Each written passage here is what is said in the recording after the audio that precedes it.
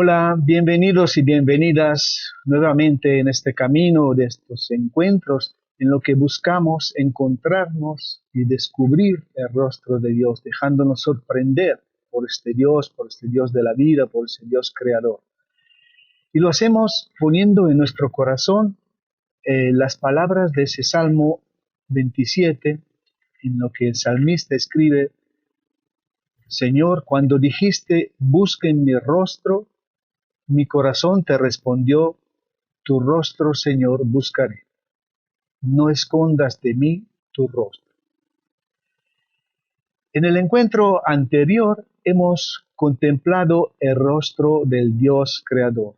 Un Dios que no crea con un acto de fuerza, no se impone, no impone la vida, sino que crea la vida con una palabra, hablando, llamando las cosas a existir, y con esa palabra la sigue sosteniendo, sigue promoviendo y defendiendo esta vida para que ella pueda crecer, pueda difundirse, pueda multiplicarse. Entonces, el gesto de Dios creador es un gesto fecundo, un gesto que de alguna manera abre un espacio, hemos visto, abre un espacio a otra persona, a otro sujeto.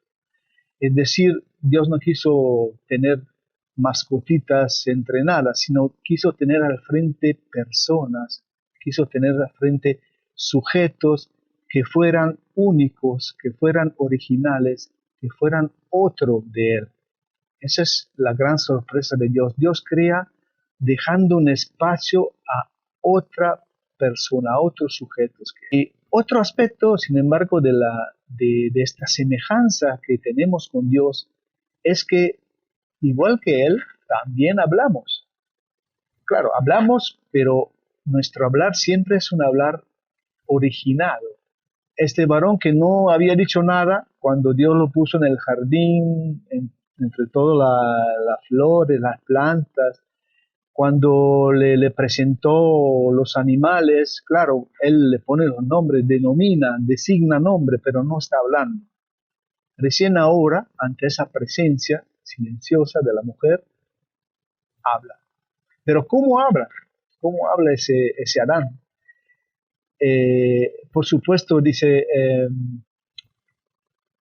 esta sí es carne de mi carne y hueso de mis huesos. Se le llamará varona porque del varón ha sido sacada. Claro que es una frase que expresa la sorpresa, ¿no? La sorpresa de Adán, y siempre lo hemos interpretado así, pero sin embargo ahí hay algo más. En esa primera expresión de Adán, él trata de reducir esa sorpresa, de controlarla, ¿no? Eh, entonces afirma como que esa persona, ese otro, no es otro, sino es una prolongación de sí mismo, soy yo mismo en versión femenina, o sea, trata de adueñarse del otro. Y hasta hoy seguimos en este difícil camino de reconocer la otra persona como un otro, como alguien único, como alguien diferente, aunque somos todos imagen de Dios, pero cada uno con su dignidad. Bueno, entonces aquí rescatamos entonces que el varón habla y la mujer también habla, ¿no?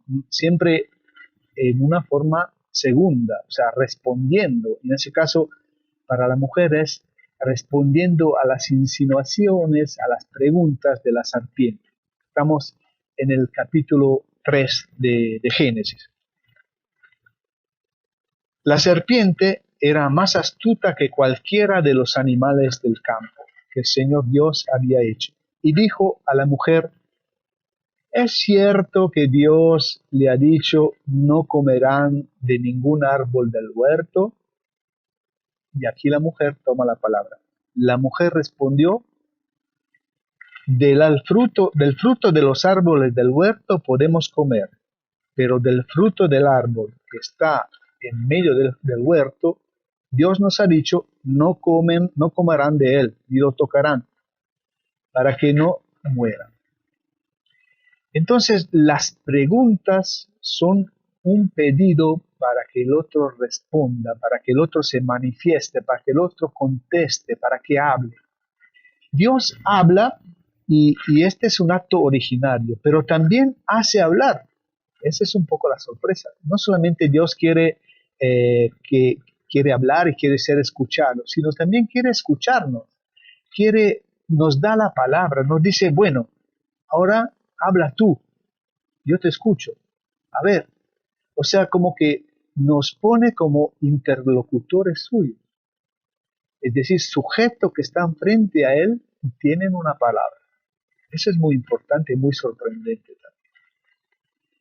Porque Dios desea que su criatura, que Él ha creado así, única, irrepetible, original, quiere que se revele, quiere descubrir cómo es, quiere ver cómo su imagen se ha grabado en Él o en ella.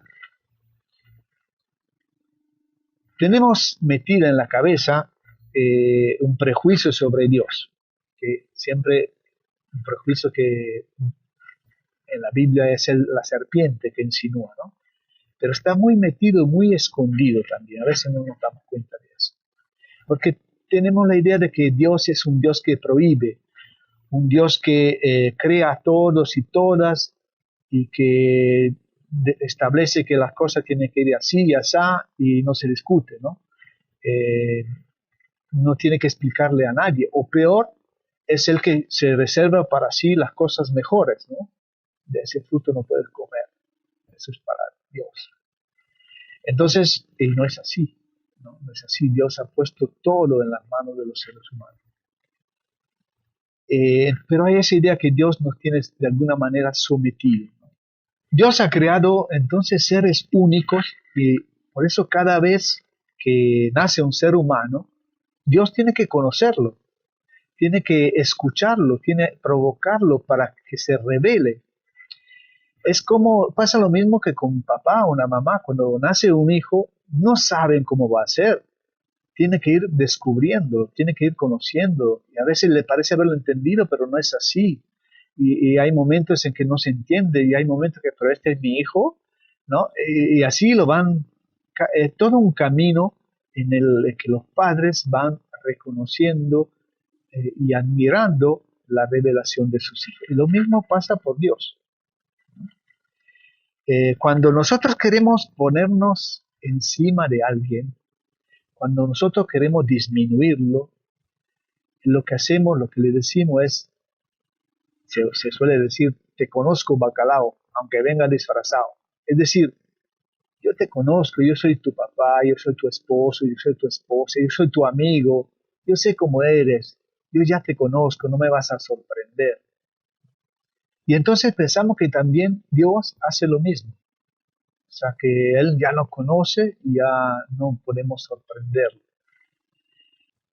Sin embargo, no es así. El Dios que se revela en la Biblia nos solicita a sus criaturas que hablen, porque quiere asistir a nuestra revelación.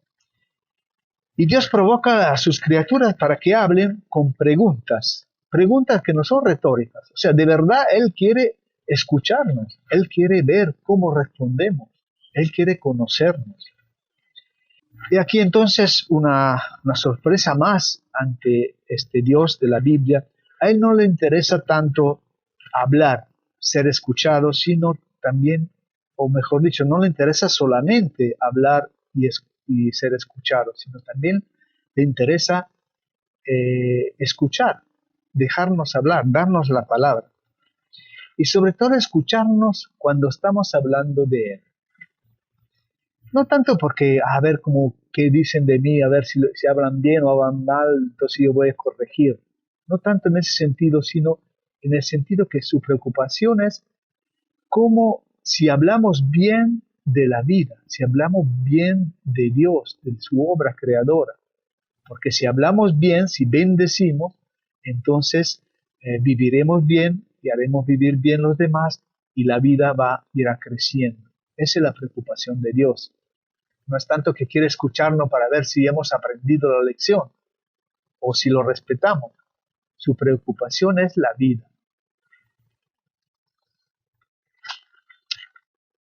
Bien, entonces toda la Biblia, de Génesis hasta Apocalipsis, es Dios que trata de provocarnos, de interpelarnos, de cuestionarnos para que nosotros nos revelemos como hijos e hijas de Dios.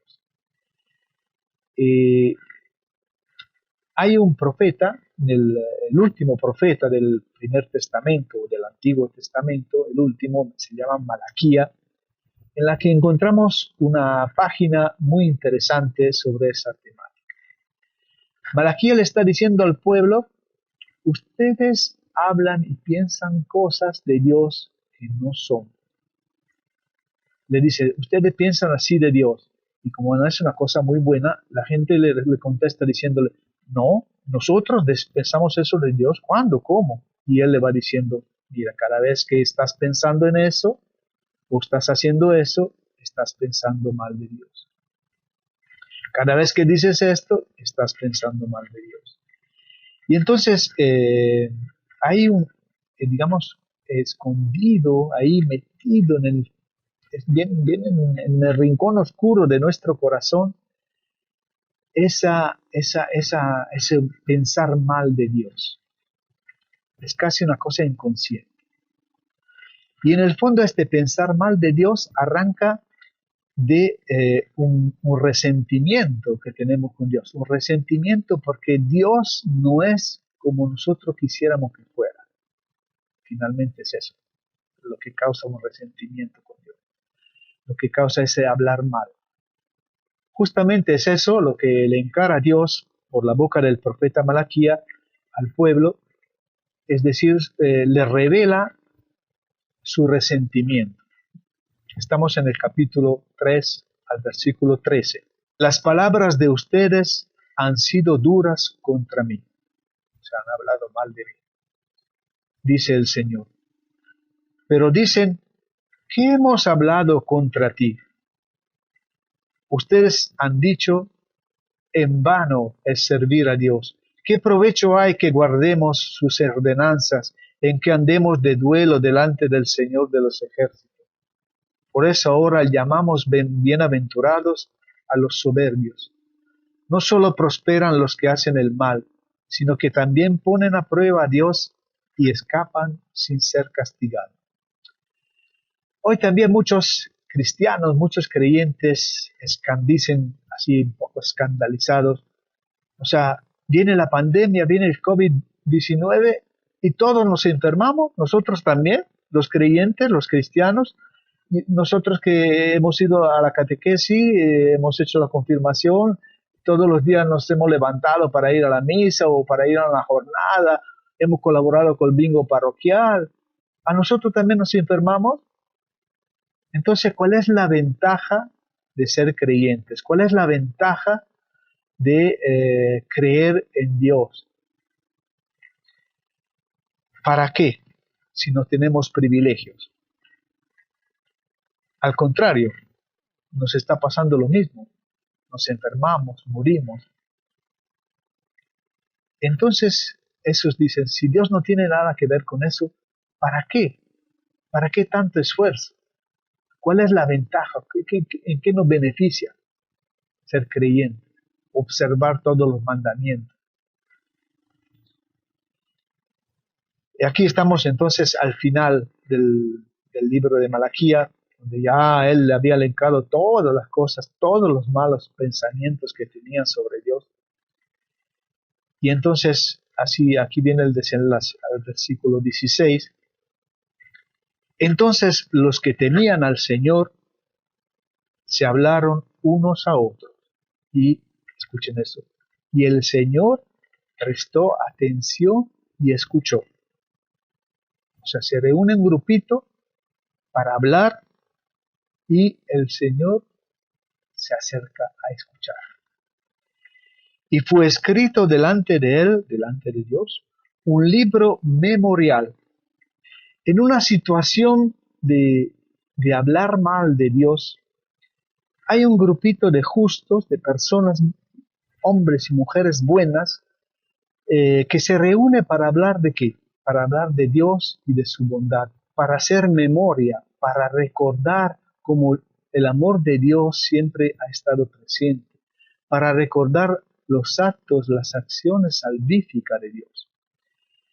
Y entonces, y Dios, hemos leído, ¿no? Dios está ahí para escuchar, para ver qué hemos entendido sobre Él, para ver si en nosotros ha entrado algo de este gesto originario de dar la vida, de amar, de preocuparnos por el otro.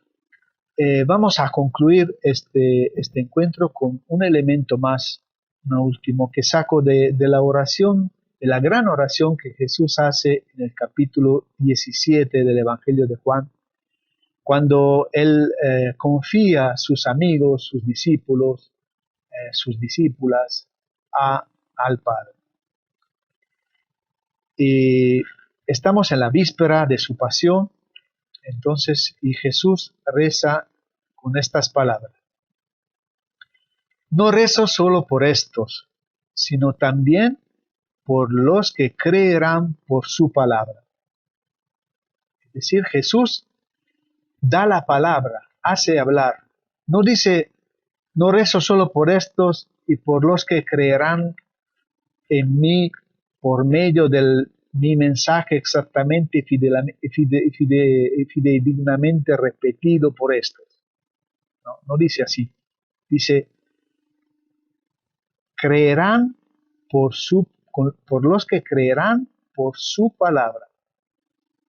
Es decir, estos que han acogido, estos que han creído en el Evangelio, van a hablarlo con sus palabras, van a hablarlo con su vida, tal como lo han asimilado.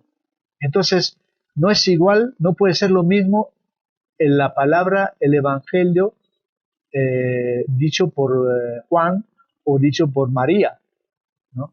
Porque en cada uno esa palabra va asumiendo una imagen, una perspectiva diferente y única, ¿no?